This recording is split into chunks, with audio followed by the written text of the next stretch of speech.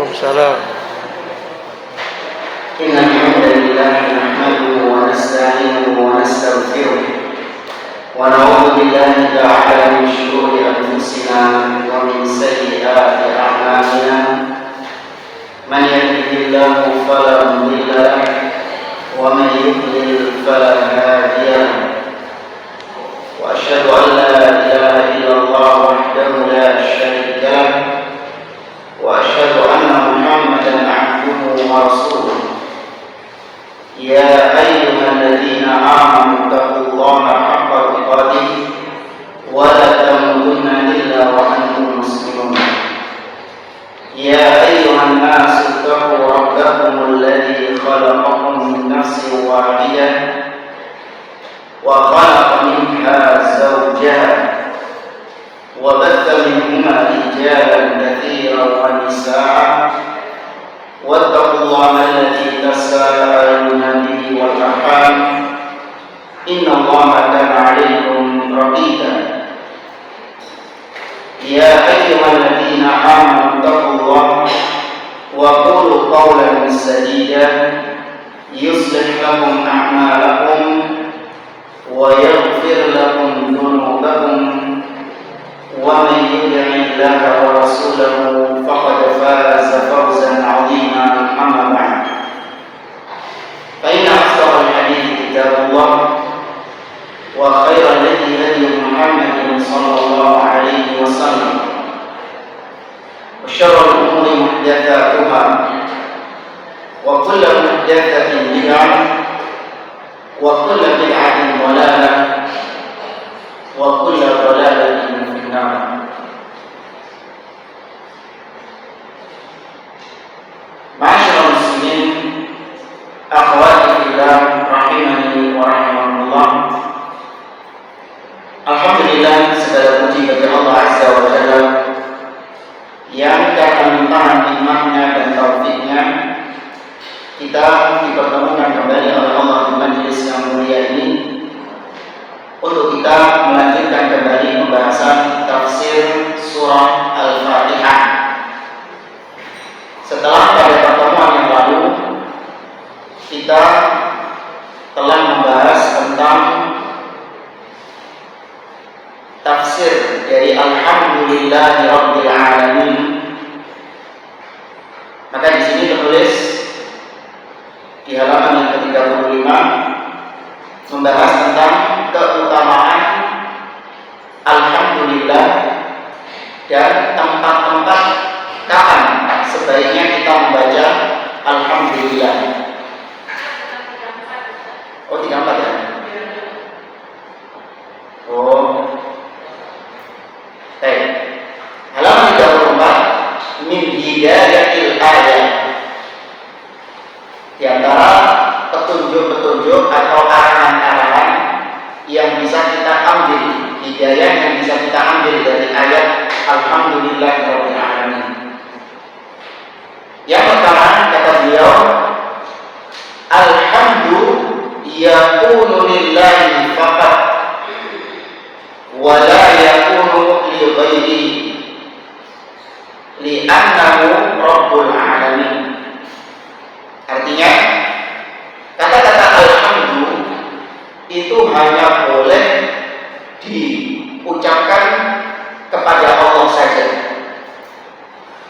Jadi alhamdulillah, tidak boleh kita mengatakan alhamdulillah, segala puji bagi fulan, itu tidak boleh. Ya, alhamdulillah itu hanya diberikan kepada Allah, tidak boleh diberikan kepada selainnya. Kenapa? Karena Allah adalah Rabbul Alamin. Allah adalah pencipta, Allah adalah pengatur, Allah adalah pemberi rezeki semua makhluk-makhluk yang ada di alam semesta ini.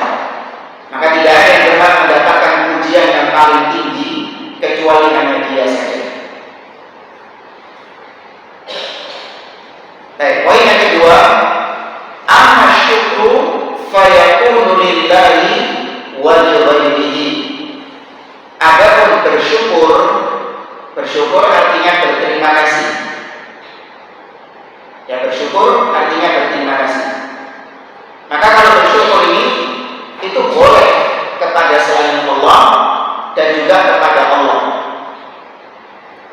Ya, kalau syukur boleh kepada selain Allah dan juga kepada Allah. Allah Ta'ala, Allah berfirman dalam surah Luqman ayat 14. Kata Allah, "Anishkurli wa liwalidayka ilayyal masir." Kata Allah, hendaklah kalian atau hendaklah engkau bersyukur kepadaku. Nah, ini bersyukur kepada Allah. Kemudian digantikan dengan wa liwalidayka, bersyukur kepada orang tua. Berterima kasihlah kepada kedua orang tuamu. Ilayyal masir, kepada akulah kalian akan dikembalikan. Maka dari ayat ini diambil kesimpulan bahwa syukur itu bisa kepada Allah dan juga bisa kepada selain Allah. Berterima kasih. Ya, kayak kita berterima kasih kepada orang.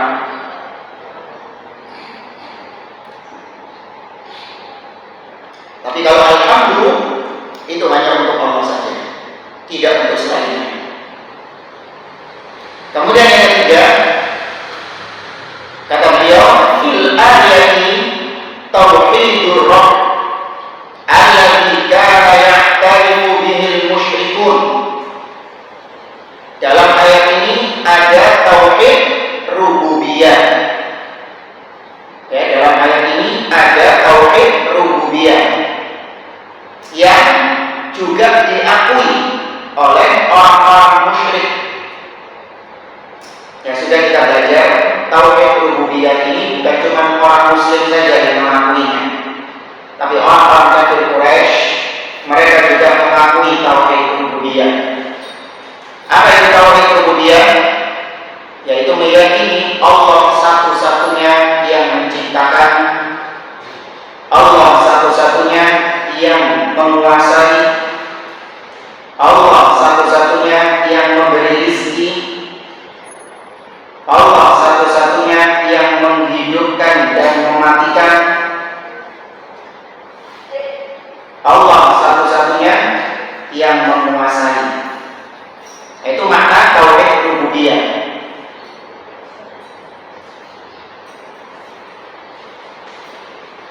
Maka barang siapa yang meyakini ada selain Allah yang juga menciptakan, ada selain Allah yang juga ngasih rezeki, menyembuhkan, mengatur, menguasai, dan lain sebagainya, barang siapa yang meyakininya, maka dia jatuh dalam perbuatan apa?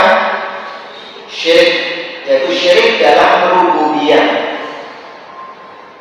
Ada syirik rububiyah, ada syirik uluhiyah, dan ada juga syirik apa? Al-asma' wa sifat. Tauhid rububiyah ini itu juga diyakini dan diakui oleh orang-orang musyrikin Quraisy, Abu Jahal JS. Kata beliau, qala ta'ala 'anil musyrikin. Allah Azza wa Jalla berfirman tentang orang-orang musyrik di surah Al-Mu'minun ayat 86 sampai 89. Kata Allah, "Qul man rabbus samawati as-sab' wa rabbul 'arsyil 'azim sayaquluna lillah qul afala tattaqun." Katakan wahai Muhammad, Allah perintahkan Nabi-Nya sallallahu alaihi wasallam untuk mengatakan kepada kaumnya, kepada orang-orang musyrikin Quraisy. Apa yang Nabi perintahkan? Apa yang Nabi disuruh untuk mengatakannya? Yaitu pertanyaan. Tanyakan kepada mereka, siapa Rabb-nya langit yang 7 dan Rabb-nya Arsy yang agung? Ya, siapakah Rabb? Rabb di sini artinya pencipta, pemilik, pengatur langit yang ketujuh, 7 lapis langit. Dan siapakah Rabb-nya Arsy yang agung? Sayaquluna lillah. Dijawab sendiri sama Allah. Ini pertanyaan kalau ditanyakan kepada mereka, pasti mereka akan mengatakan itu semuanya milik Allah. Jadi Abu Jahal JS kalau ditanya tentang ini, siapa pencipta langit yang 7 dan siapa pemilik Arsy, Abu Jahal JS kalau ditanya pasti jawabnya itu semua milik Allah. Maka pun katakanlah kepada mereka, afalan tattaqun, lantas kenapa kalian kok tidak beriman, tidak bertakwa? Justru kalian beribadah kepada selain Allah juga. Kenapa kalian beribadah kepada berhala-berhala kalian? Kalian sujud kepada berhala, kalian meminta-minta kepada berhala, padahal berhala itu tidak kalian yakini sebagai Rabb, tidak kalian yakini sebagai pencipta. Paham Ibu? Ya. Kemudian pertanyaan lagi, qul man biyadihi malakutu kulli syai'in wa huwa yujiru wa la yujaru 'alaihi in kuntum ta'lamun sayaquluna lillah qul fa anna tusharun. Pertanyaan kedua di surah Al-Mu'minun, kata Allah Subhanahu wa taala, qul man biyadihi, katakan wahai Muhammad,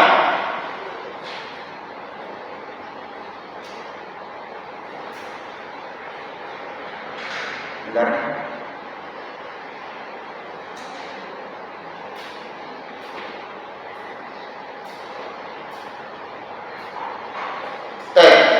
Pertanyaan kedua, qul man biyadihi malakutu kulli syai', katakan wahai Muhammad, siapakah yang di tangannya itu berada segala kekuasaan atau kekuasaan segala sesuatu? Artinya di tangan siapakah? Di tangan siapakah kekuasaan segala sesuatu? Wa huwa yujiru wa la yujaru 'alaihi, dan dialah yang melindungi dan tidak ada satupun yang melindunginya. Maka kalau ini juga ditanyakan kepada mereka, maka mereka pasti akan mengatakan sayaquluna lillah, itu semuanya milik Allah. Qul fa anna tusharun, maka katakanlah kepada mereka, lantas kenapa kalian tertipu? Kenapa kalian tertipu dengan berhala-berhala itu? Lanjut kata beliau, fal musyrikun i'tarafu bi anna Allah rabbus samawati as-sab' wa rabbul 'arsyil 'azim, kama i'tarafu bi anna Allah khaliquhum. Maka orang-orang musyrikin, kata beliau, i'tarafu, mereka mengakui, mereka mengakui bahwa Allah adalah Rabb 7 lapis langit, dan Allah diakui oleh mereka juga sebagai Rabb-nya Arsy yang agung. Ya, Arsy artinya singgasana. Arsy artinya singgasana. Karena ta'lamu bi anna Allah khaliquhum, sebagaimana orang-orang musyrikin juga mengakui bahwa Allah adalah pencipta mereka. Jadi Abu Jahal CS itu jangan dianggap nek ditangoni siapa yang menciptakan engkau. Jangan dikira Abu Jahal akan menjawab Lata, Uzza, Manat, Hubal itu yang menciptakan kamu. Tidak ada. Orang-orang musyrikin Quraisy ditangoni dan jawabmu. Mereka kalau ditanya siapa yang menciptakan kalian, pasti mereka jawabnya Allah. Sebagaimana Allah sebutkan juga di ayat yang lain, kata Allah Subhanahu wa taala, wa la in sa'altahum man khalaqahum la yaqulunna Allah. Di dalam surah Az-Zukhruf ayat 87. Dalam surah Az-Zukhruf ayat 87 Allah mengatakan wa la in sa'altahum man khalaqahum la yaqulunna Allah. Apabila engkau bertanya kepada mereka, wahai Muhammad, siapa yang menciptakan mereka, maka mereka pasti akan menjawab Allah. Maka dari sini orang musyrikin mengakui tauhid apa? Rububiyah. Tapi itu tidak menjadikan mereka muslim. Mereka tetap dihukumi syirik, musyrik, kafir. Maka sekedar sebatas meyakini Allah sebagai pencipta, Allah sebagai Rabb, itu tidak serta-merta menjadikan orangnya muslim. Enggak.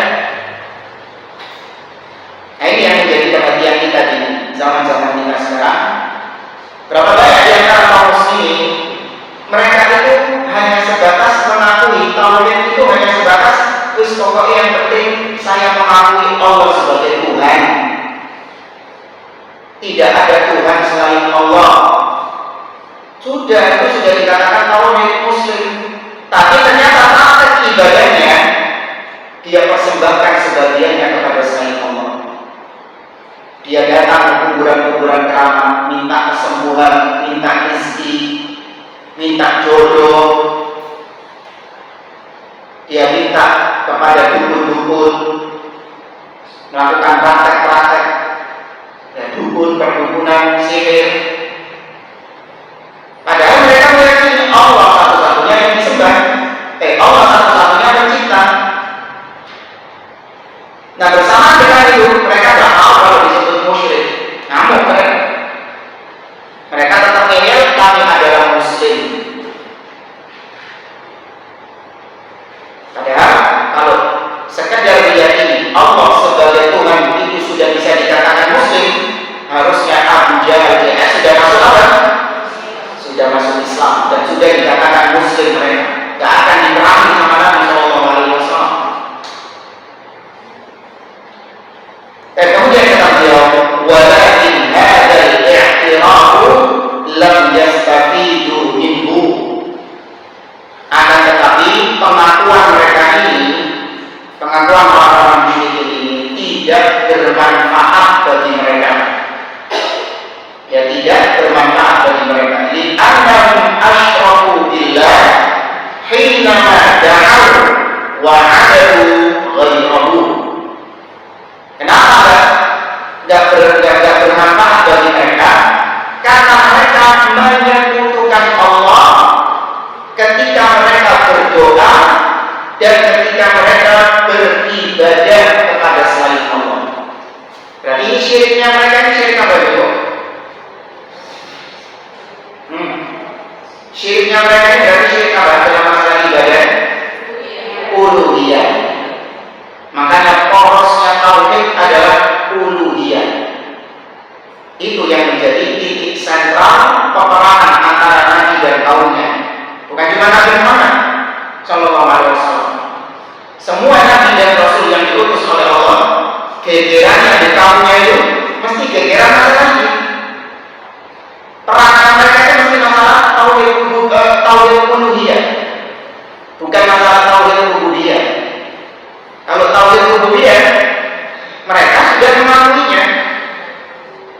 Ya, kaumnya para Nabi dan Rasul itu mereka sudah mengakui tauhid rububiyah. Jadi peperangannya adalah peperangan tauhid rububiyah. Sama seperti kita di zaman sekarang. Kalau kita mengatakan Allah pencipta, Allah pemberi rezeki, Allah yang mengatur segala sesuatu, nah itu tidak ada yang disekan. Saya yakin tidak ada yang tersinggung antara umat Islam, ya. Tidak ada yang tersinggung karena mereka setuju, iya, yang menciptakan alam semesta ini hanya Allah, bukan wali-wali, bukan kuburan-kuburan keramat, bukan Allah yang menciptakan. Tapi ketika kita mengatakan bahwa Allah satu-satunya yang berhak untuk diibadahi, selain Allah itu adalah sesembahan yang batil, maka barang siapa yang berdoa kepada wali-wali yang telah mati, minta-minta kepada kuburan-kuburan keramat, atau dia bertawur dengan jin, ya, maka ini semua adalah kesyirikan. Kira-kira geger ya? Geger, ngamuk. Banyak yang ngamuk. Tapi ya sudah, memang itu sunatullah. Nggak boleh kita mundur, nggak boleh kita gentar. Harus kita suarakan tauhid ini. Kita didik kaum muslimin dengan tauhid yang sebenarnya. Ya. Sudah ya, sekarang kita lanjut ke halaman 35.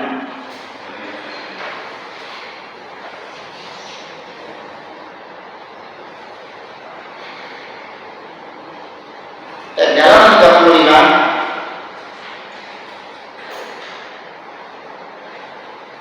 yaitu tentang keutamaan alhamdulillah dan kapan kita membaca alhamdulillah. Kata beliau, fadlu alhamdulillah wa mawadhi'uha. Keutamaan alhamdulillah dan tempat-tempatnya. Jadi tempat-tempat kapan kita membaca alhamdulillah. Yang pertama yaitu ba'dal akli wasyurbi, setelah makan dan setelah minum. Ya, habis makan dan habis minum. Kalau mau makan dan mau minum baca apa? Bismillah. Liqauli Rasul sallallahu alaihi wasallam, berdasarkan hadis Nabi sallallahu alaihi wasallam dalam riwayat Imam Muslim dan yang lainnya. Rasulullah sallallahu alaihi wasallam bersabda, "Innallaha la yarda 'anil 'abdi an yakala al-akalata fayahmadahu 'alaiha aw yashrabu syurbata fayahmadahu 'alaiha." Kata Nabi sallallahu alaihi wasallam, sesungguhnya Allah ridho, ya Allah meridhoi seorang hamba tatkala dia makan suatu makanan, dia memujinya atas makanan itu. Nah, memujinya di sini berarti mengucapkan apa? Alhamdulillah. Atau ketika dia minum dengan suatu minuman, fayahmadahu 'alaiha, dan dia memujinya, memuji Allah atas makanan, atas minuman tersebut. Nah, sini menunjukkan disunahkan, disyariatkan membaca alhamdulillah ketika selesai makan atau selesai minum. Dalil yang kedua, masih poin yang pertama ya, kalau di buku itu huruf ba, berarti dalil yang kedua. Agak bahasa Indonesia itu satu, tapi subnya ada A, ada B, ada C, gitu. Paham ya? Bahasa Arab itu. Yang kedua, wa qala sallallahu alaihi wasallam, dan Nabi sallallahu alaihi wasallam bersabda, man akala ta'aman, barang siapa yang memakan suatu makanan, faqala, kemudian dia mengatakan alhamdulillah alladzi at'amani hadza wa razaqani min ghairi haulin minni wala quwwah. Dia mengucapkan ketika selesai makan itu, segala puji bagi Allah yang telah memberikan aku makanan ini, yang telah memberikan makanan ini kepadaku, dan telah memberikan rezeki kepadaku tanpa aku bersusah payah dan tanpa aku mengeluarkan kekuatan. Ya, min ghairi haulin minni, tanpa ada upaya dariku dan juga tanpa ada kekuatan. Karena memang makanan itu rezeki dari Allah secara mutlak. Adapun kita kerja ini hanya sebatas sebab. Ya, kita kerja itu hanya sebatas sebab. Tapi penentunya yang memberikan kita makan, memberikan kita minum, itu hanya Allah Subhanahu wa Ta'ala. Karena ada orang yang kerja banting keringat malas pulang,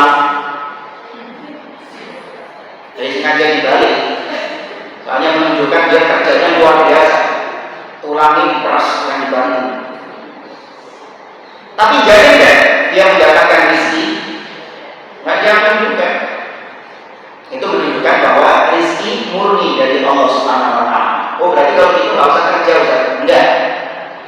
kita kerja, kita tetap berusaha karena Nabi yang turun. Nabi mengatakan i'malu fakullun muyassarun lima khuliqa lahu. Beramallah kalian, bekerjalah kalian. Nanti Allah mudahkan sesuai dengan apa yang dia kerjakan. Ya Allah akan mudahkan sesuai dengan apa yang Allah tentukan. Maka nggak boleh bersandar dengan takdir. Kalau Allah kasih saya rezeki, maka pasti rezeki itu datang kepada saya, meskipun saya nggak berusaha. Iya benar. Bisa nggak orang pengangguran dapat rezeki? Bisa? Bisa oleh warisan. Iya kan? Oleh warisan. Sing kerja baik, tapi dia mendapatkan warisan, dia nggak kerja. Bisa. Tapi itu bukan tuntunan Nabi Shallallahu Alaihi Wasallam. Perintah Nabi yang baru bekerjalah kalian. Tapi barang siapa yang mengucapkan doa ini ketika selesai makan, zikir ini ketika selesai makan, maka kata Nabi, ghufira lahu ma taqaddama min dzambi. Maka akan diampuni atasnya dosa-dosa yang telah lalu. Tapi ini dosa-dosa yang kecil, sobair, yang diampuni itu dosa-dosa kecil.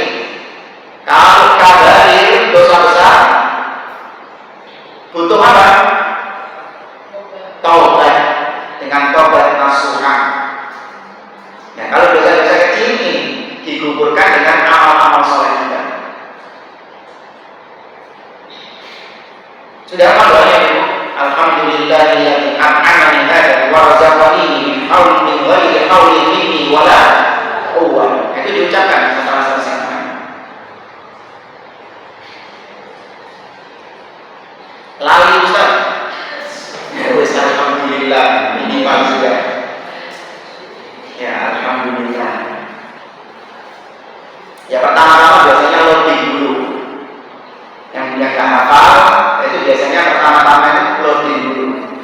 Setelah makan, ya kalau sudah kelimpukan kan, sudah kekenyangan gitu, sudah lupa sudah.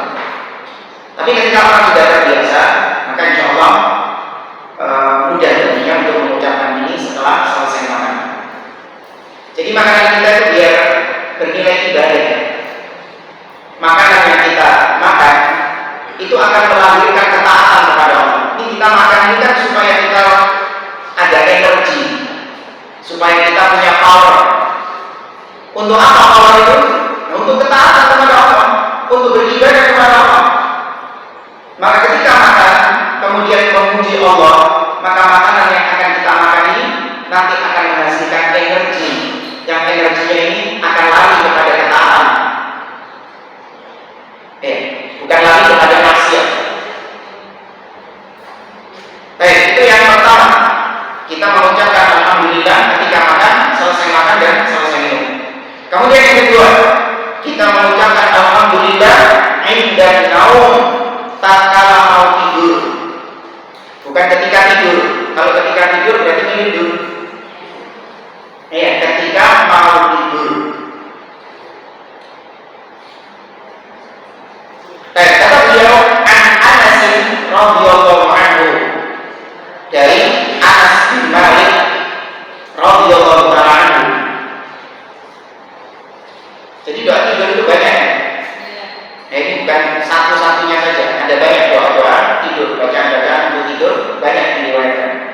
Yang minimal kita mempraktekkan salah satu darinya itu sudah paling minimal. Kalau bisa semuanya. Baik, yang pertama, ada Nabi sallallahu alaihi wasallam kana idza awa ila firashihi qala. Adalah Nabi sallallahu alaihi wasallam apabila beliau berbaring di atas tempat tidurnya, ya beliau menuju tempat tidurnya, maka beliau mengucapkan alhamdulillah alladzi at'amana wa saqana wa kafana wa awana. Segala puji bagi Allah yang telah memberikan kepada kami makanan dan telah memberikan kepada kami air, mengairi kami. Tuh, nggak salah. Yang apa? Meminumi kami. Ya gitulah. Ya sapa itu artinya mengairi, ngasih air. Ya, tapi kalau mengairi itu dalam bahasa Indonesia itu identiknya apa? Sawah. Mengairi sawah. Intinya itu ngasih minum. Wakafana, dan telah mencukupi kami. Ya telah mencukupi kami. Wa'awana, dan telah melindungi kami, memproteksi kami. Wa kam mimman la kafiya lahu wa la muqwi. Berapa banyak orang-orang yang tidak ada yang mencukupinya dan juga tidak ada yang berapa banyak orang-orang yang tidak ada yang mencukupi dan tidak ada yang melindungi. Dan ini dihafalkan juga.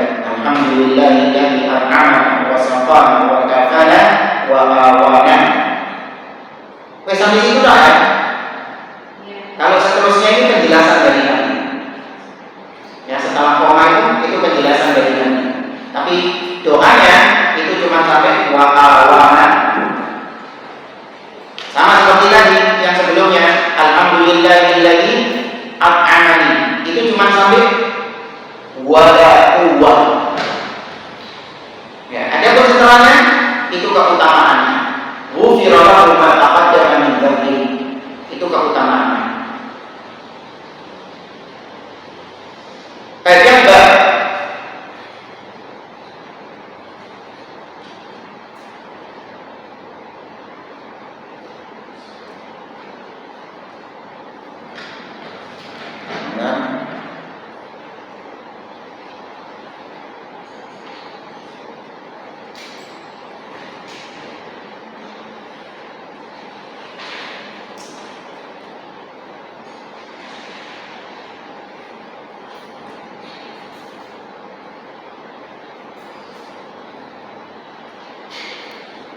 Tajaba wa an Ali radhiyallahu anhu, dari Ali bin Abi Thalib radhiyallahu taala anhu, beliau menceritakan anna Fatimah radhiyallahu anha syakat ma talqa fi yadiha min al-rahab, bahwasanya Fatimah radhiyallahu anha itu mengeluh, sambat bahasa kita, tentang tangannya dia. Ya, tangannya Fatimah itu yang lecet, karena dia itu kalau di rumah itu ngaduk-ngaduk apa seperti gandum. Intinya karena pekerjaan rumahnya. Ya, karena pekerjaan rumahnya itu tangannya lecet. Maka fa'udiyan Nabi sallallahu alaihi wasallam bisajin adilin fantolak. Maka dia pun mendatangi Nabi sallallahu alaihi wasallam. Ya, dia pun mendatangi Nabi sallallahu alaihi wasallam untuk meminta ya seorang budak atau pelayan. Fatimah itu minta seorang budak yang bisa membantu dia, pelayan yang bisa membantu pekerjaan rumahnya. Falam tajibhu, namun ternyata sampai di rumahnya Nabi, Fatimah tidak mendapati Nabi Shallallahu Alaihi Wasallam. Nabi sedang tidak ada di rumah. Nabi is not available. Fawajadat Aisyah fa'akhbaratha. Tapi Aisyah atau Fatimah mendapati ada Aisyah di rumahnya. Maka Fatimah mengabarkan kepada Aisyah tentang apa yang dia lakukan. Wes, mulai Fatimah pulang. Falamma ja'a Nabi sallallahu alaihi wasallam akhbarathu Aisyah bima ji'tu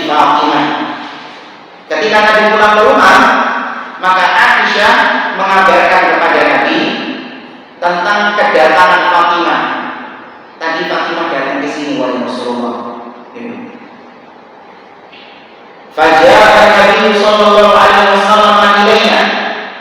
Maka setelah dikabari kalau Fatimah tadi ke rumah, putrinya tadi ke rumahnya, maka Nabi pun mendatangi kami. Ya, Nabi pun mendatangi kami. Wa qad akhadna madaji'ana. Ya, wa qad akhadna madaji'ana. Ketika itu kami sedang ada di tempat-tempat tidur kami, kata Ali bin Abi Thalib. Artinya kami sedang berbaring di tempat tidur kami. Fadhahabtu li'atuma. Kemudian aku pun bangkit untuk berdiri. Ali bin Abi Thalib bangkit untuk berdiri karena Nabi datang.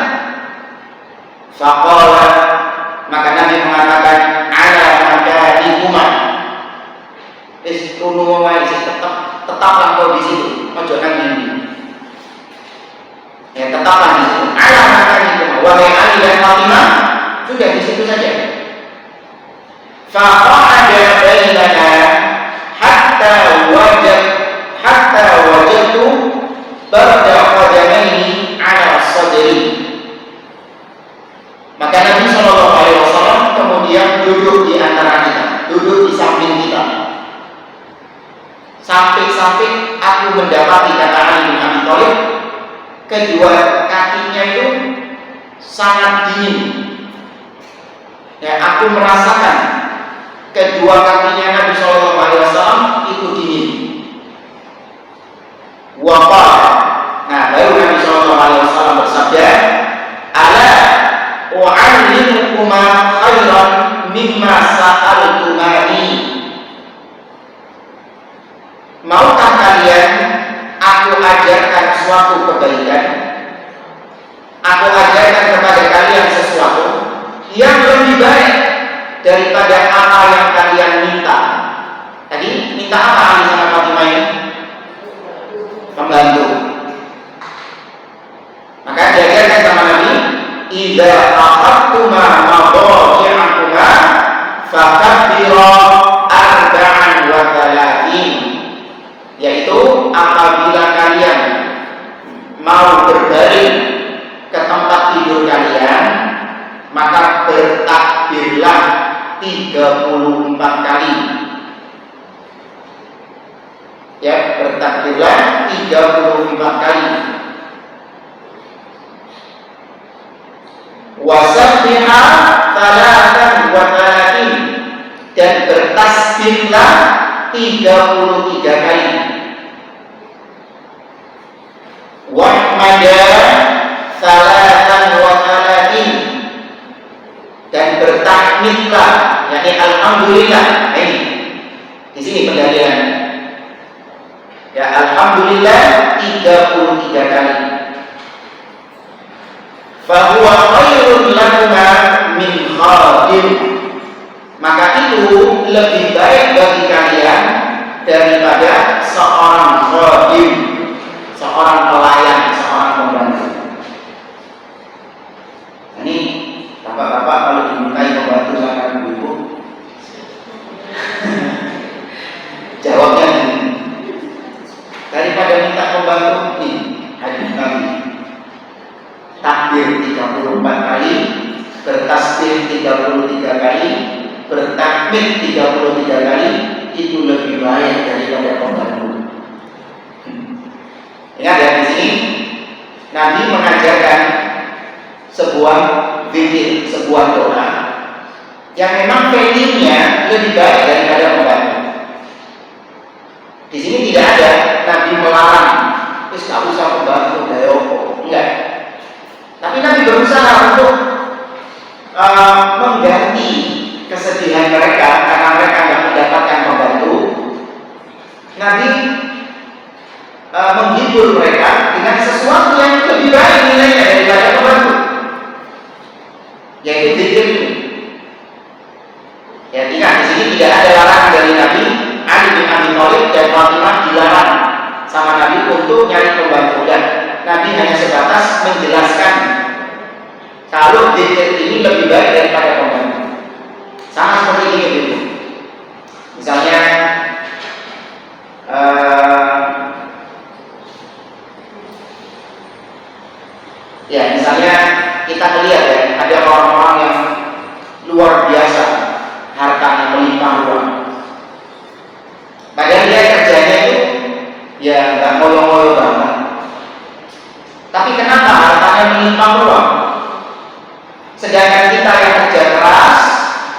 kita yang loyo kerjanya, ya hartanya juga segini-gini saja. Maka dihibur. Ada orang yang menghibur. Gimana menghiburnya? Yaitu menyebutkan tentang keutamaan sholat sunnah 2 rakaat sebelum subuh. Apa kata Nabi? Raka'atul fajri khairun minad dunya wa ma fiha. 2 rakaat sebelum subuh lebih baik daripada dunia dan seisinya. Nah, itu orang akan iya ya. Selama ini saya diberi rezeki berupa bisa melaksanakan sholat sunnah 2 rakaat sebelum subuh. Maka itu lebih baik daripada harta yang dimiliki sama fulan yang kaya-kaya ini. Nah, itu orang akan terhibur. Dan dia yakin dengan apa yang disampaikan oleh Nabi SAW. Yakin dengan hal ini. Ini kemarin beberapa hari yang lalu lagi viral, lagi heboh tentang pemain bola yang gajinya itu triliunan. Ya, pemain bola di Saudi zaman. Gajinya triliunan, sampai berapa triliun. Pokoknya katanya kalau dihitung setiap detiknya 200.000. Jadi setahun kayak 3 triliun. Berarti kalau dihitung setiap detiknya itu, dia itu seperti seakan-akan digaji tiap detik 200.000. Kita melihat gimana ini hartanya orang ini luar biasa. Tapi kalau kita yakin dengan hadis Nabi tadi, 2 rakaat sebelum subuh lebih baik daripada dunia, bukan sama, tapi lebih baik daripada dunia dan seisinya. Maka kita nggak akan iri. Kita nggak akan iri dengan orang-orang seperti itu. Tapi ini tadi butuh keimanan. Butuh keimanan. Baik, kemudian wa yajuzu an yuqala qabla an-naum, dan dibolehkan untuk membaca sebelum tidurnya subhanallah 33 kali, alhamdulillah 33 kali, dan Allahu Akbar 34 kali. Nanti jam berapa? 100. Dan itu tempat kedua ya, yaitu ketika mau tidur. Dipraktekkan ya ibu ya, dan jangan jangan dipelajari yang dipraktekkan insyaallah. Atau selama ini sudah mempraktekkan ya kan? Tapi tidak bervariasi mungkin. Ibu bagus dulu.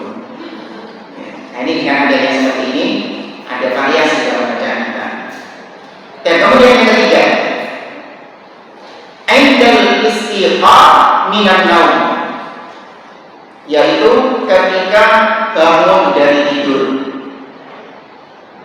Kita membaca alhamdulillah ketika bangun dari tidur. An Hudzaifah radhiyallahu anhu qala, dari Hudzaifah ibnu Yaman radhiyallahu anhu, beliau mengatakan, kana Nabi sallallahu alaihi wasallam idza akhadha marja'ahu min al-layli wada'a yadahu tahta khiddihi thumma yaqul bismikallahumma ahya wa amut. Kata beliau, adalah Nabi Muhammad sallallahu alaihi wasallam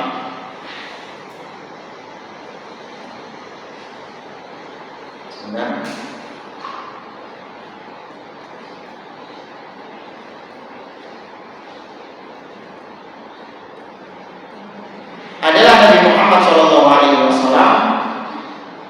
apabila beliau beranjak ke tempat tidurnya di malam hari, ya apabila beliau beranjak di tempat atau mau menuju tempat tidurnya di malam hari, maka beliau meletakkan tangannya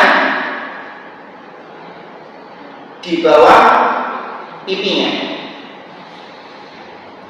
Ya, dia meletakkan tangannya di bawah pipinya. Kemudian Nabi SAW membaca doa, Bismikallahumma ahya wa amut. Ya, Bismikallahumma ahya wa amut. Dengan nama Allah, dengan nama-Mu ya Allah, aku hidup dan aku mati. Bisa juga Allahumma bismika ahya wa amut. Itu juga ada riwayat dalam Sahih Bukhari. Allahumma ditaruh di depan. Ya, Allahummanya ditaruh di depan. Allahumma bismika ahya wa amut. Itu juga sahih. Atau bisa juga ahya dan amutnya dibalik. Bismikallahumma amutu wa ahya. Nah, itu juga ada.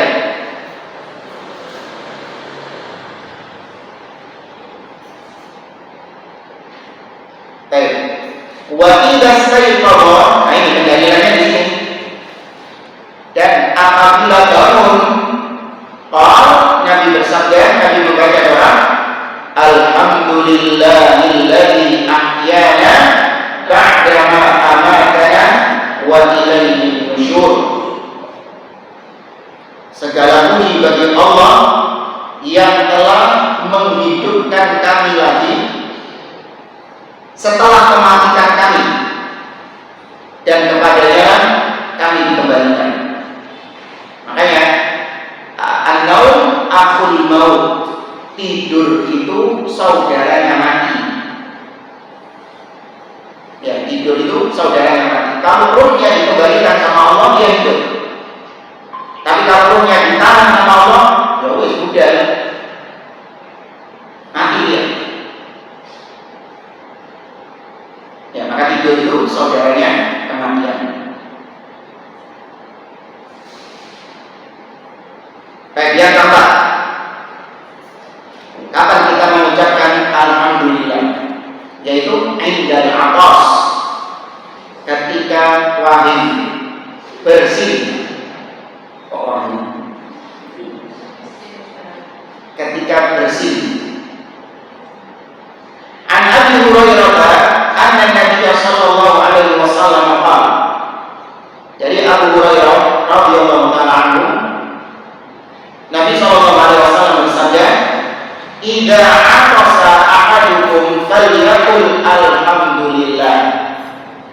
Apabila salah seorang di antara kalian bersih, maka hendaklah dia mengucapkan alhamdulillah. Wal yaqul lahu aquhu aw sahibuhu yarhamukallah. Dan hendaklah saudaranya yang mendengar ucapan alhamdulillah ini, maka dia mendoakan yarhamukallah, semoga Allah merahmati. Jadi kalau perempuan yarhamukillah, ya yarhamukillah. Fa idza qala lahu yarhamukallah, kalau saudaranya mengucapkan yarhamukallah, falyaqul, maka hendaklah yang bersih tadi membalasnya dengan mengatakan yahdikumullah wa yuslihu balakum. Semoga Allah memberikan hidayah kepada kalian dan semoga Allah memperbaiki keadaan kalian. Nah, ini tidak apa-apa, tidak usah diganti-ganti ya. Meskipun kepada perempuan tidak apa-apa mengucapkan yahdikumullah, pakai kum, tidak apa-apa kalian, karena kum ini sifatnya universal. Tidak apa-apa. Ini diucapkan apabila ada feedback. Kalau tidak ada feedback, tidak bisa diangkat. Awas. Jadi kalau ada saudara kita lagi bersih, kemudian dia tidak mengucapkan alhamdulillah, maka kita tidak perlu mengucapkan apa? Yarhamukallah. Terus kalau kita bersih, ya kita bersih, alhamdulillah. Tapi ternyata saudara kita yang ada di sebelah kita tidak mengucapkan yarhamukallah, maka kita yang bersih juga tidak untuk mengucapkan yahdikumullah. Berarti ini saling bersambung ya. Yang ini baru disyariatkan kalau ini sebelumnya diucapkan. Ya sama seperti jenazah. Ya, kalau jenazah, sholat jenazah, kalau nggak ada jenazah ya harus untuk sholat jenazah. Coba jenazah di sholat. Gerhana aja. Nah, saya ingin sholat gerhana tapi tak gerhana ada sholat gerhana dulu. Enggak. Itu adalah ibadah-ibadah yang disyariatkan ketika ada sebab. Kalau sebabnya tidak ada, maka tidak usah dikerjakan. Ya, kalau sebabnya tidak ada, maka tidak dikerjakan. Baik, yang kelima. Kapan kita mengucapkan alhamdulillah, yaitu ketika inda ru'yati mubtalah. Ketika melihat orang yang sedang diuji dengan musibah. Ketika kita melihat orang diuji dengan musibah, entah sakit atau bencana atau kecelakaan, afanillahu wa iyyakum. Semoga Allah menjaga kita semua. An Umar anna Rasulullah sallallahu alaihi wasallam qala, dari Umar bin Khattab bahwa Nabi sallallahu alaihi wasallam bersabda, man ra'a sahiba bala'in, barang siapa yang melihat orang yang terkena bala, orang yang terkena musibah, faqala, kemudian dia mengucapkan alhamdulillah alladzi afani mimma btalaka bihi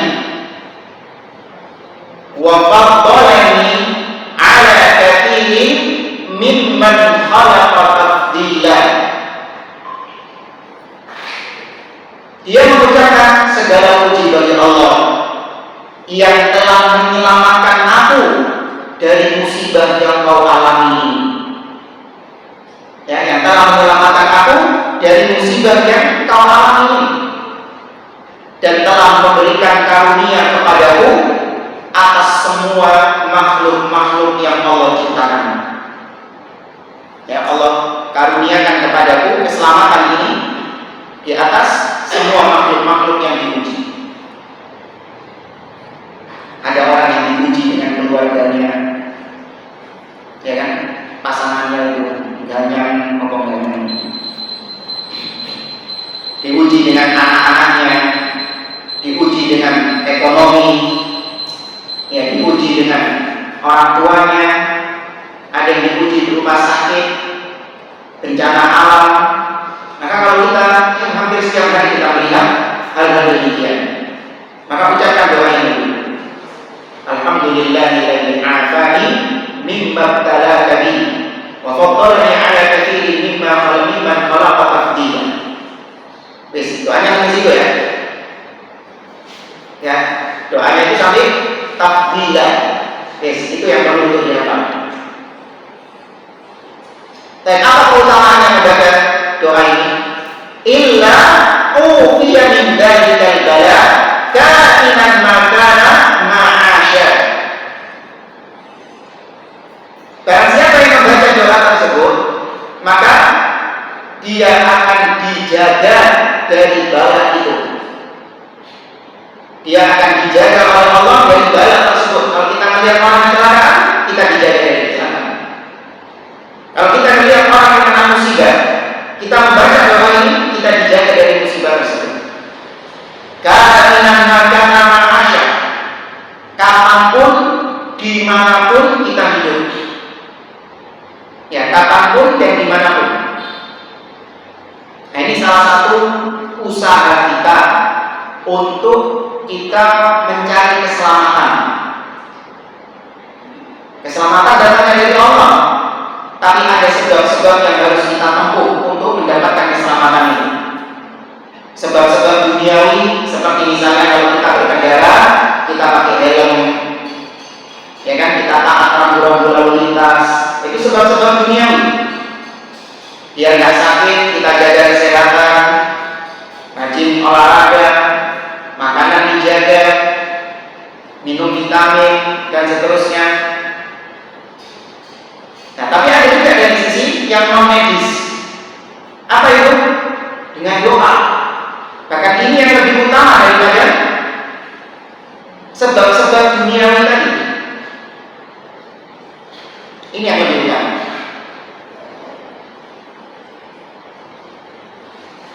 Baik, lanjut yang keenam.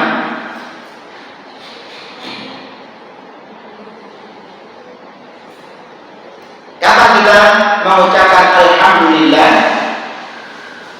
Tapi ini gak mesti alhamdulillah ya, artinya memuji Allah. Gak mesti lafalnya itu alhamdulillah, gak mesti. Kayak ini ya, karena ini misalnya. Yaitu ba'da rafi minar ruku'. Setelah bangkit dari ruku', alias i'tidal. Ya, ketika kita sholat bangkit dari ruku'. An Abi Hurairah radhiyallahu anhu qala sallallahu alaihi wasallam. Dari Abu Hurairah radhiyallahu anhu, Nabi sallallahu alaihi wasallam bersabda, "Idza qala al-imam sami'a Allahu liman hamidah." Faqulu, kata Nabi, apabila imam mengucapkan sami'allahu liman hamidahu, itu ada haknya itu ya. Anak dengar sebagian imam bahkan itu sekeliru bacanya. Sami'allahu liman hamidah, pakai ha, bukan ha. Ya, hamidah. Tidak ada huruf haknya di belakang. Padahal kalau dikasih harokat liman hamidahu, artinya sami'allahu liman hamidah, Allah mendengar orang-orang yang memujinya. Ya, sami'allahu liman hamidah, Allah mendengar orang-orang yang memujinya. Maka faqulu, kalau kalian mendengar imam mengucapkan sami'allahu liman hamidah, maka ucapkan Rabbana walakal hamdu. Ya, Rabbana walakal hamd. Rabbana walakal hamd. Atau bisa juga Rabbana lakal hamd. Itu juga ada riwayatnya. Rabbana lakal hamd.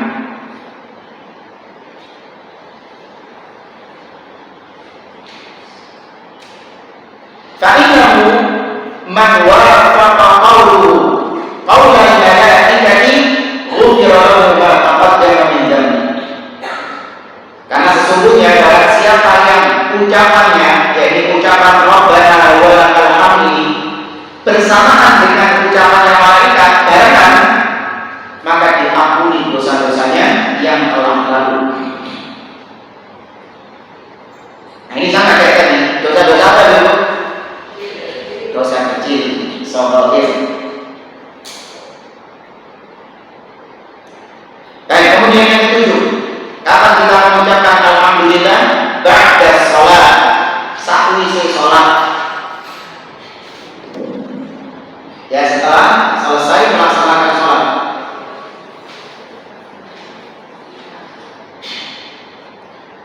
An Abi Hurairah radhiyallahu anhu, anna Nabiya anna Rasulullah sallallahu alaihi wasallam qala.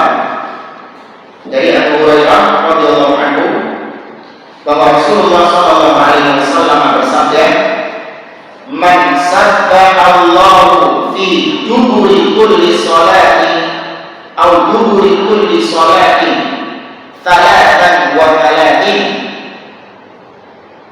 Barang siapa yang sabbaha, bertasbih kepada Allah fi duburi kulli sholat, di setiap penghujung setiap sholat.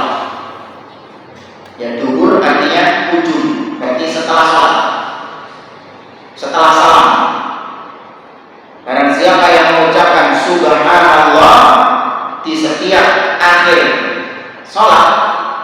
33 kali.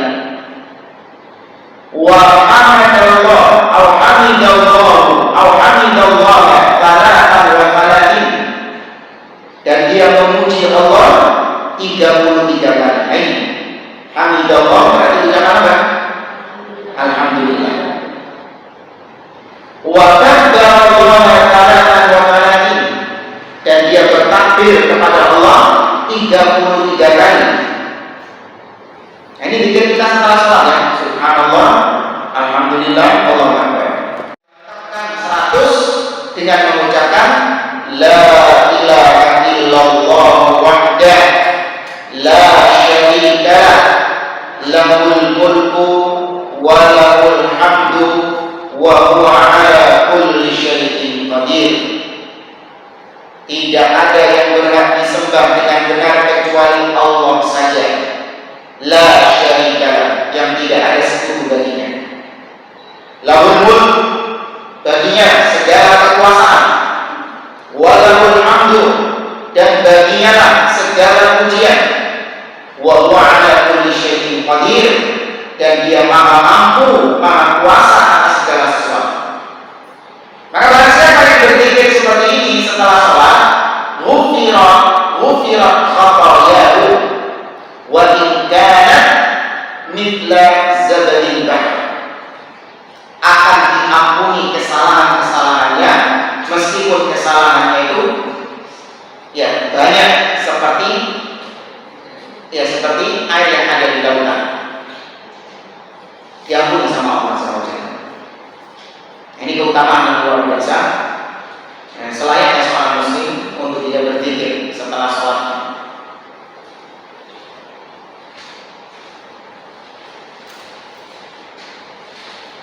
Dan kemudian yang ke-8 ini bisa dimasukkan juga yang ketiga. Ya, yang ke-8 ini bisa juga dimasukkan yang ketiga. Cuma dikhususkan di sini itu bangun tidurnya itu bukan bangun tidur di pagi hari, tapi bangun tidur di malam hari. Iya, kebangun, ngelilir. Ya, beda ya kalau tadi alhamdulillahilladzi ahyana ba'da ma amatana wa ilaihi nusyur, itu ketika kita bangun di pagi hari, ketika subuh ya, atau ketika bangun tidur setelah itu. Memang bangun tidurnya sengaja dan sendiri ya. Tapi kalau ini ketika terbangun, kata beliau, "Aindal istiqazi minat naumi lailan",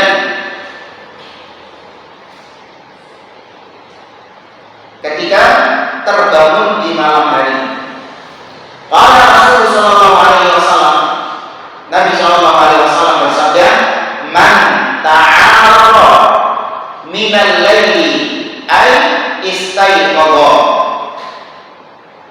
barang siapa yang terbangun di malam hari, faqala, maka dia mengucapkan la ilaha illallah wahdah la syarika lahul mulku wa lahul hamdu.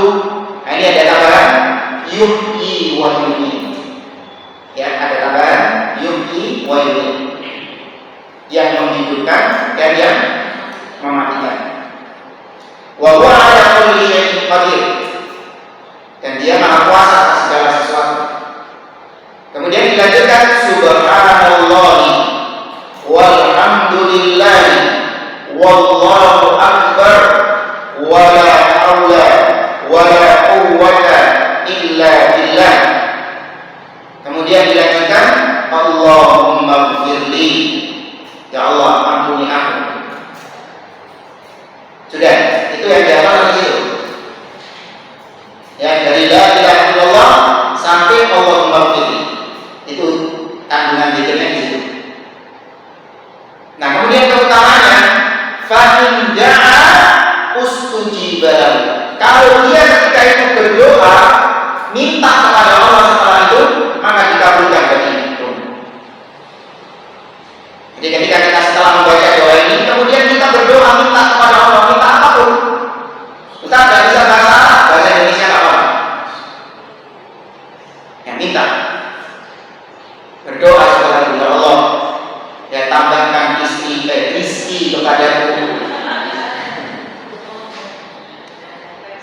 rezeki kan rezeki ya. Nah itu 30-nya. Kemudian fa'in tawaddo'a wa shalla qubilat sholatuhu. Apabila dia berwudu setelah itu, kemudian dia sholat malam, maka sholatnya pasti diterima. Ya, maka sholatnya diterima sama Allah SWT. Nah, ini yang terbangun di malam hari, manfaatkan untuk berdoa kepada Allah. Yang atau kalau bisa ambil wudu kemudian sholat. Ya, sholat malam itu adalah da'bus sholihin, kebiasaannya orang-orang soleh. Bahkan Imam Ahmad menyebutkan sampai pada taraf orang yang meninggalkan sholat malam, kebiasaan meninggalkan sholat malam, nah ini dikhawatirkan orang tersebut termasuk golongan orang-orang fasik. Karena kebiasaan orang soleh itu adalah melaksanakan sholat malam. Ya meskipun memang hukumnya sunnah, bukan wajib. Kalau memang khawatir sholat malam ini nanti akhirnya yang wajib-wajib jadi terlantar, maka nggak apa-apa ditinggalkan sholat malamnya demi untuk yang wajib. Jadi jangan seperti sebagian orang itu semangat melaksanakan sholat malam, tapi sholat wajibnya kocar-kacir. Jadi kayak Ramadan itu kita lihat sebagian, bukan satu dua, banyak fenomena kayak gitu di Ramadan. Ketika 10 malam terakhir, lihat yang sholat gimana? Makin ya kan? Sholat malam itu loh, yang jam 12 itu. Ada hukumnya apa ya? Sunnah. Kita tidak meremehkan tentang sholat ini. Itu sholat tarawih memiliki keutamaan luar biasa. Man qama Ramadan imanan wa ihtisaban ghufira lahu ma taqaddama min dhanbi. Itu kita tidak mengingkari lagi. Cuma anehnya pas sholat subuhnya sepi. Iya. Kita lihat mesin tinggi banget sih. Perasaan sholat wakil. Ternyata apa? Capek Ustaz. Semalam imamnya panjang, kunutnya lama. Habis sahur kewarakan, gak mampu jalan ke masjid, hanya sholat di rumah. Atau sebagiannya malah gak sholat. Nah, ini gak boleh. Sibuk dengan yang sunnah sehingga menelantarkan yang wajib. Gak boleh. Kata Imam Al-Qurtubi, Imam Al-Qurtubi mengatakan, man ishtaghala bil fardi 'anil nafli fa huwa ma'dzur. Barang siapa yang sibuk dengan yang wajib sehingga yang sunnah keteteran, maka dia dapat udzur. Tapi sebaliknya, wa man ishtaghala bil nafli 'anil fardi fa huwa maghrur. Tapi barang siapa yang sibuk dengan hal-hal yang sunnah sehingga yang wajib keteteran, maka dia sedang terlena, tertipu. Baik, maka selesai sudah pembahasan Alhamdulillah Rabbil Alamin. Baik, sebelum kita lanjutkan Ar-Rahmanir-Rahim, kita kurang berapa menit dulu? Kurang 15 menit. Baik, mungkin ada yang mau ditanyakan dari apa yang kita sampaikan, silakan. Iya.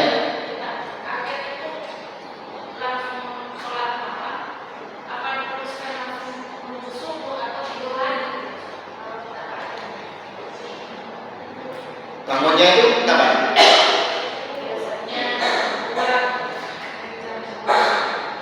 Ya, kalau memang selesai sholat, ya kemudian dia memang ada kebutuhan untuk dia tidur, maka boleh dia tidur lagi. Tentu dengan dia sudah mempersiapkan hal-hal yang bisa membuat dia bangun ketika waktu subuh, seperti alarm, ya, atau mungkin dia minta kepada keluarganya, nanti tolong bangunin saya kalau mau bangun. Itu sudah dipersiapkan dulu. Tapi kalau memang dia nggak ada kebutuhan untuk tidur, ya, karena memang dia mungkin sudah tidur lebih awal, sudah cukup tidurnya. Jadi mari Isya langsung turun, nikmat ya, habis Isya langsung tidur, sehingga jam 2 bangun, jam 3 bangun itu fresh. Selesai sholat malam, nah itu dia menunggu datangnya waktu subuh dengan dia berdoa, karena itu waktu mustajab sepertiga malam terakhir Allah turun ke langit dunia. Nabi SAW bersabda, yanzilu rabbuna kulla lailatin ila samai dunya hina yabqa thuluthul lailil akhir. Rabb kita turun ke langit dunia pada setiap sepertiga malam terakhir. Fayaqul, seraya Allah mengatakan, man yad'uni fa astajib lahu. Barang siapa yang berdoa kepadaku sekarang, maka aku akan ijabahi doanya. Wa man yas'aluni fa u'tiya. Barang siapa yang memohon kepadaku, aku perkenankan permohonannya. Wa man yastaghfiruni fa aghfirlah. Dan barang siapa yang beristighfar kepadaku, aku akan ampuni dosa-dosanya. Tapi kalau aku nggak mampu, saya pagi harus bangun, menyiapkan anak sekolah, nganterin sekolah, setelah itu umbah-umbah orang-orang, ya kan, dan seterusnya.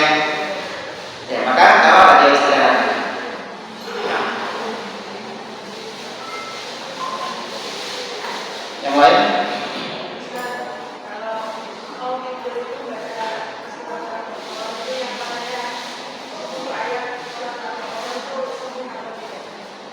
Iya, ayat terakhir dari surat Al-Baqarah.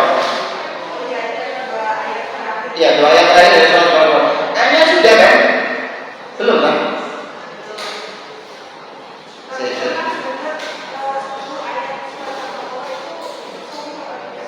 Enggak, 2 ayat terakhir.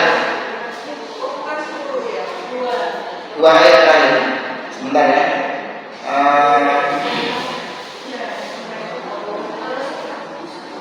Ayatnya pernah dulu. Nah ini halaman 18. Ya di kitab itu halaman 18.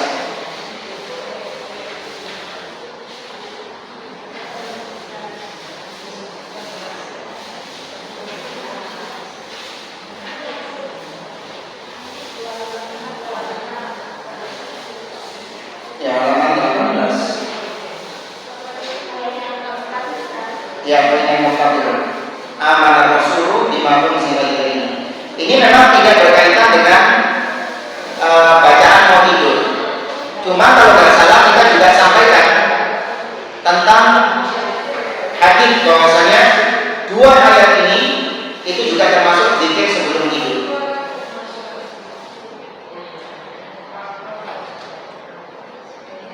Nah, Allah. Ya, yang lain sekarang.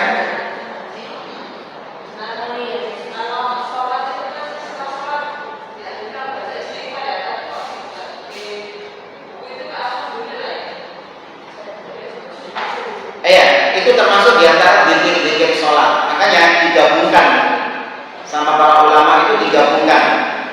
Ada zikir setelah sholat berupa istighfar, astagfirullah, astagfirullah, astagfirullah 3 kali. Kemudian ada lagi riwayat yang lain, Nabi SAW membaca Subhanallah 33, Alhamdulillah, Allahu Akbar yang tadi kita sampaikan. Ditambah lagi juga Nabi terkadang membaca ayat kursi, terutama sholat subuh dan sholat maghrib. Dan juga ditambah dengan Qul huwallahu ahad 3 kali, Qul a'udzu birabbil falaq 3 kali, dan Qul a'udzu birabbin nas 3 kali. Itu digabungkan. Ya. Maka istighfar itu salah satu dari zikir-zikir setelah sholat yang memang dibaca langsung setelah salam. Karena dikatakan, karena Nabi sallallahu alaihi wasallam idza sharafa min sholatihi istaghfara salatan. Adalah Nabi sallallahu alaihi wasallam ketika selesai dari sholatnya, beliau beristighfar 3 kali.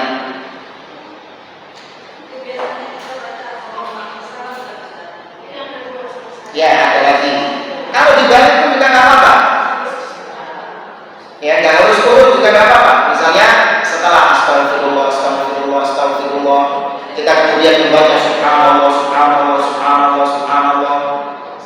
Kemudian baru setelah selesai Allahumma antas salam wa minkas salam tabaraka ya dzal jalali wal ikram, boleh.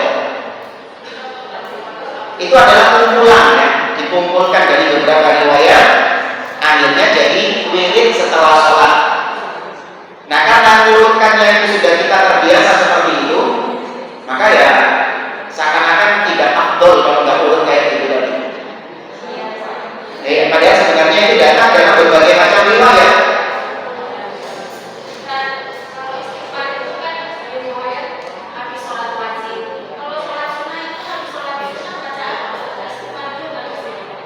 Ya, memang istighfar itu datang riwayat setelah Nabi SAW melaksanakan sholat wajib. Memang ada khilaf di antara para ulama. Di antara mereka ada yang mengumumkan, artinya menjadikan yang umum. Artinya zikir sholat wajib itu juga zikir sholat sunnah, karena lafalnya umum. Tapi ada juga yang mengkhususkan, enggak, itu cuma sholat wajib saja. Ya Allah malam, kalau anda lihat itu umum, ya bisa dipakai juga untuk sholat-sholat sunnah. Seperti misalnya istighfar, ya, astagfirullah, astagfirullah. Kenapa kita salah sholat kok beristighfar, minta ampun? Padahal kita di sholat tuh, bukan di zina, bukan habis nolong. Kalau orang habis berbuat dosa, wajar dia beristighfar. Ya kan, misalnya kita melihat sesuatu yang haram, kemudian kita sadar kalau itu dosa, maka kita mengucapkan astagfirullah, gitu kan biasanya kan. Nah, ini ada sholat. Kenapa kita mengucapkan astagfirullah? Karena dalam sholat kita banyak sekali kekurangan. Dalam sholat kita banyak perbuatan dosanya. Tuh, jadi ketika sholat kita nyambi berbuat dosa juga. Saya kan? Ketika sholat itu kita juga sedang berbuat dosa. Dengan kita mungkin gak khusyuk, dengan kita mungkin gak sempurna gerakan sholatnya, gak sempurna bacaan sholatnya, itu dosa. Maka kita minta ampun kepada Allah SWT. Nah, ini terjadi pada sholat sunnah, sholat wajib saja, atau sholat sunnah juga bisa begitu. Semuanya. Sholat kita banyak kekurangan. Bukan cuma sholat wajib saja, sholat sunnah apalagi banyak kekurangannya. Ya, Allah malam, maka gak ada masalah kita juga mengucapkan astagfirullah ketika selesai sholat sunnah. Ya, tapi sekali lagi ini khilaf antara para ulama. Allah malam.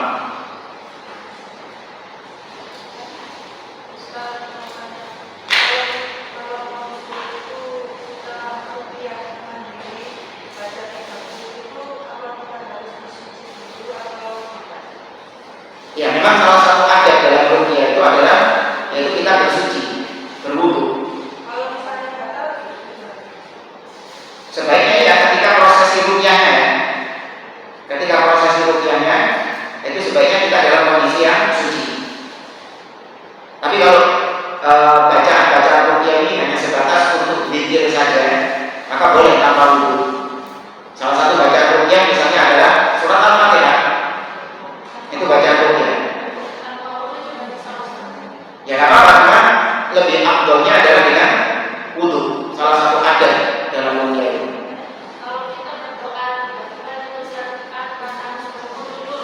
Enggak, kalau berdoa bebas tanpa perlu berwudu. Yang orang yang bahkan haid atau nifas saja dalam keadaan yang tidak suci, kalau mau berdoa kepada Allah langsung berdoa. Nggak harus dia wudu dulu baru berdoa. Cuma kalau mau bicara afdoliyah, ya berwudu afdoliyah. Tapi kalau langsung berdoa nggak masalah. Kalau selesai sholat itu kadang-kadang kita batal itu masih berzikir itu Nggak apa-apa. dilanjutkan. Ya tetap dilanjutkan zikirnya. Jadi sudah salam, kemudian batal wudunya ya.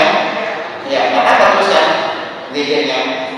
Karena tidak dipersyaratkan zikir itu harus dalam kondisi suci tadi.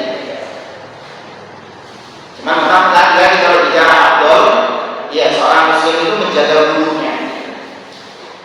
Kapan dia batal, dia memperbaruinya. Itu afdolnya itu. Cuma kalau dia lanjutkan juga sah gitu. Allah a'lam. Ya.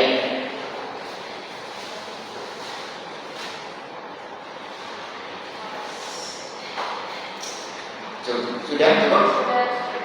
Saya kira ini untuk bulan depan sudah ini Ramadan ya. Gimana?